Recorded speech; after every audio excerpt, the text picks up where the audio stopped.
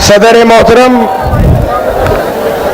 हमारे पार्टी के अगवा, हमारे रहनुमा लीडर जनाब बैरिस्टर हाजी असदुद्दीन ओवैसी साहब, हमारे स्टेट प्रेसिडेंट शौकत अली चचा, हमारे मंडल अध्यक्ष मोहिबुल हक चचा,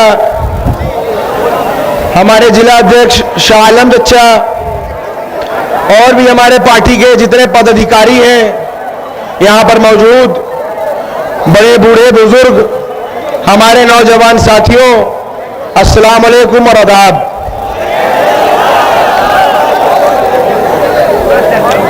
मेरे बड़ों बुजुर्गों, मुझे खुद बड़ा अजीब सा लग रहा है कि मैं आपका कल का बच्चा आकर इस मंच पर एक सियासी भाषण दे रहा हूं। मुझे एक झिझक थी कि जहां पर इतने बड़े बड़े सियासतदान मौजूद हो, जहां मैं अपने बुजुर्गों के बीच में हो जाऊं, वहां पर उनका कल का बच्चा एक क्या भाषण दे।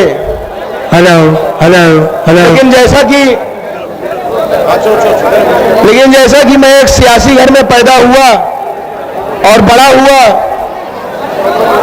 जो कि मैं एक तालिबे इल्म हूं, अभी एक स्टूडेंट हूं, लेकिन सियासी माहौल में रहा। और एक बात कहा जाता है कि मछली के बच्चे को कभी तैरना नहीं सिखाया जाता।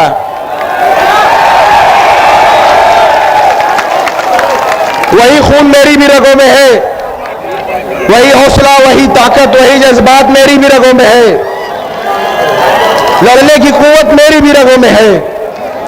उसी बाप की औलाद हूं मैं भी।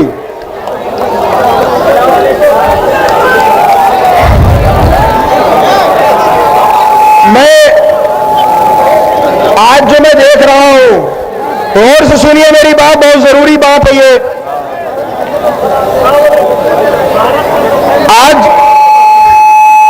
आज इतने दिनों से मैं देख रहा हूं और एक जमाने से देखता आ रहा हूं, और अपने अब्बा से बात करने के बाद, और उन्होंने कहा कि एक लीडर हिंदुस्तान में है, इतना अपडेटेड, इतना हाईली लर्नेड लीडर मैंने अपनी जिंदगी में नहीं देखा। इतना अप टू डेट रहने वाला लीडर मैंने अपनी जिंदगी में नहीं देखा। अमान, उसको दो, नहीं देखा। एक निजी वाकया बताऊं तो जब अब्बा जेल में थे, अभी गुजरात जेल में पहुंचे, उनको महज 2 साल से वो जेल में है गुजरात में। तो जब से वो गुजरात जेल में है, वो 2 ही चीज लाने को कहते हैं। एक अर्तुगरुल की सीरीज ले आ दो, कहते हैं कि एक अर्तुगरुल की सीरीज ले आ दो, और जनाब असदुद्दीन ओवैसी साहब की स्पीचेस ले आओ। यहां तक कि ये जुनून उनकी स्पीच को सुनने का कि जो जब सांसद थे उस समय के जो अब्बा के पीए थे, उनको दिल्ली में कहलाया कि जब मैं सांसद था और उससे पहले उस जमाने के जो असदुद्दीन ओवैसी साहब की स्पीचेस हैं वो मुझे पेन ड्राइव में करके जेल भेजो, ये तक कहलाया गया। तो जब मैंने अपने अब्बा की बात सुनी, असदुद्दीन ओवैसी साहब के बयानों को सुना, स्पीचेस को सुना, तो यह एहसास हुआ मेरा भी जो इल्म है, जो अक्ल इजाजत देती है, उस हिसाब से हमें समझ में आया कि हम आज तक ठगे जा रहे हैं। आज तक हम ठगे जा रहे हैं।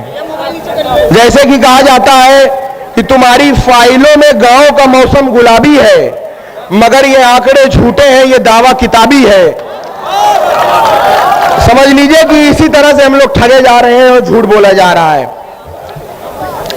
हम तो वो है जिन्होंने इतने साल वोट दिया है, हमारे आपके बाप दादाओं ने इनको वोट दिया है। अगर आज हम खुद वोट मांगने की बात कर रहे हैं तो हम क्या जुल्म कर रहे हैं? क्या जुल्म कर रहे हैं बताइए? अगर हम वोट मांग रहे हैं तो हम गलत कर रहे हैं। हमारे साथ अगर हमारे हिंदू भाई, मुसलमान सब साथ में हैं, हिंदू भाई हैं, सिख भाई हैं, ईसाई भाई हैं, उनको ये पार्टी अगर मौका देने की और उनको हिंदुस्तान को कॉन्स्टिट्यूशन पे चलाने में दखल देने की बात करती है, और सबको लेकर साथ चलने की बात करती है, तो अगर हम आजादी के 75 साल के बाद अगर हम अपना हक मांग रहे हैं तो क्या गलत कर रहे हैं? बहुत से लोग यहां उत्तर प्रदेश में और भी जगह हिंदुस्तानों में हमको कहते हैं वोट कटुआ। सुनिएगा, हमको कहते हैं वोट कटुआ। बीजेपी और आरएसएस ने पूरे हिंदुस्तान में हमें कटुआ कटुआ कह के सरकार बनाया है। सेंट्रल में कटुआ कटुआ कह के सरकार बनाया सेंट्रल में। अब ये यूपी में वोट कटुआ कह के सरकार बनाने जा रहे हैं।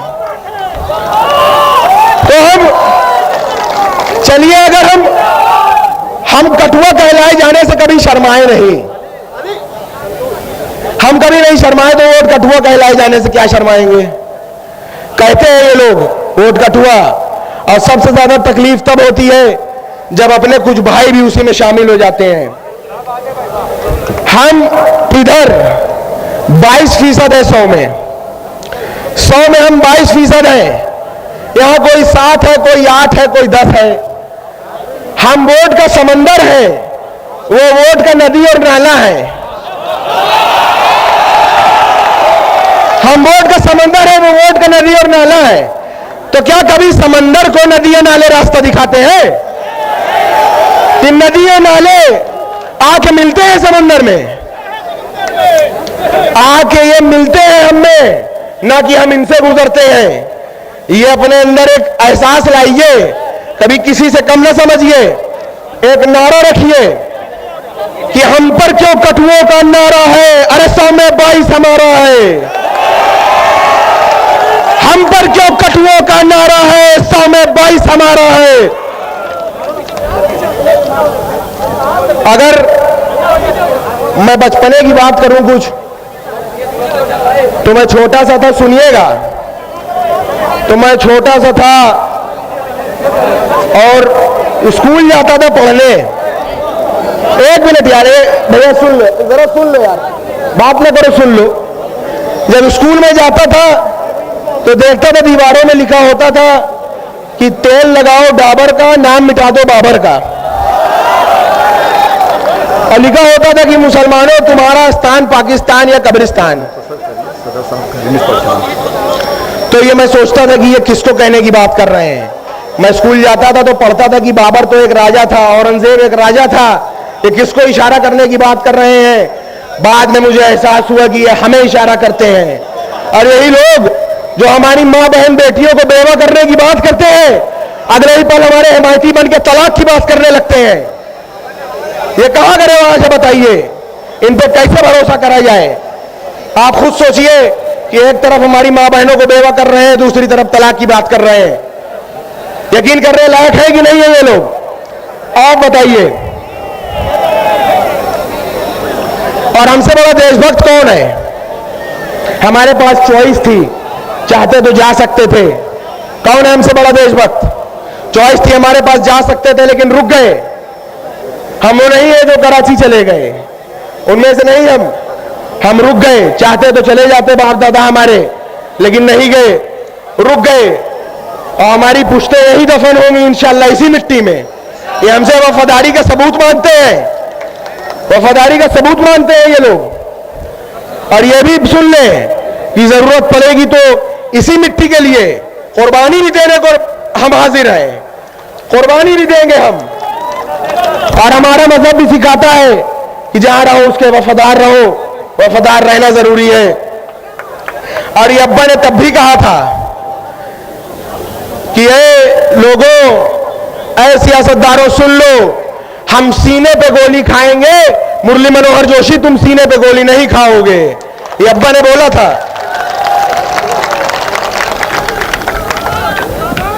सन 89 से सन 89 से तारीख है कि आज तक किसी दंगे के वजह से, दंगे की आग के वजह से इलाहाबाद के आसपास का घर कभी किसी ने जलाया नहीं। ये तारीख गवाह है खुद में कि हमारे वालिद जब से विधायक बने तब से किसी दंगे ने किसी के घर को जलाया नहीं। आखिर जब घर जलाना हुआ तो सबसे पहले हमारा घर जलाया, हमारा घर तोड़ा। हमारा घर पूरा तोड़ के एक कर दिया, और ये तोड़ के ये हौसला तोड़ना चाहते हैं। इस बात को समझिएगा। ये कुछ कर ले, इन्होंने घर हमारा भले तोड़ा, लेकिन उन्हें हमारा हौसला नहीं तोड़ा, हमारी हिम्मत नहीं तोड़ी। वो बस एक ईंट की दीवार ही पहचान पाएंगे, बस न बसा न पाए एक घर जो वो घर के जान पाएंगे। हमारे हौसले की छांव में एक शहर बसता है। मेरे बच्चों को भी टूटी छतों का डर नहीं होता। तुम उन लोगों के साथी हो कि जिनके अनगिनत घर हैं, मैं उन लोगों का साथी हूं कि जिनका घर नहीं होता। हमारा वक्त आएगा, सुनो सच्ची कहानी है। हमारा वक्त आएगा, सुनो सच्ची कहानी है। हमारे और बदले की रिवायत भी पुरानी है। तैयार रहना कि एक एक ईंट जिस हाथों ने गिराई है, तैयार रहना कि एक एक ईंट जिन हाथों ने गिराई है, एक एक ईंट उन्हीं हाथों से वापस लगवानी है।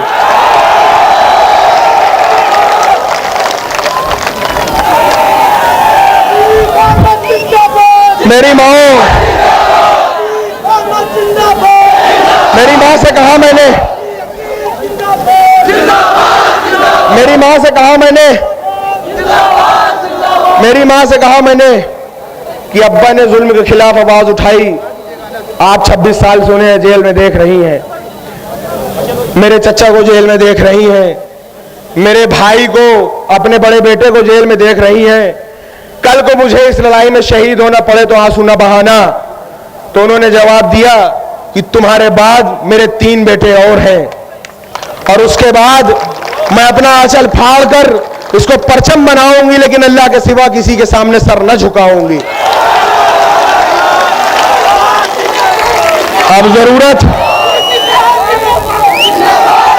अब जरूरत हमें आपको है कि किसी की दलाली बाजारी न किया जाए, किसी का झंडा न उठाया जाए।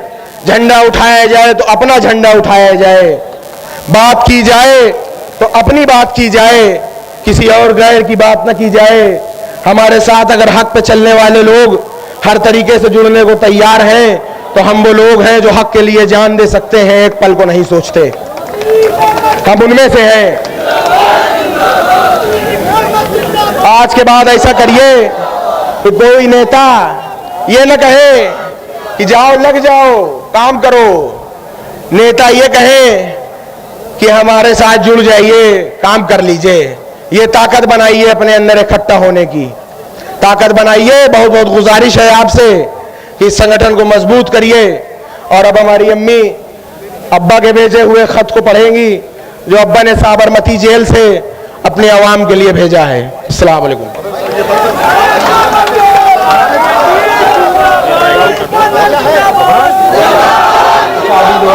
लड़का अमीर भाई बोले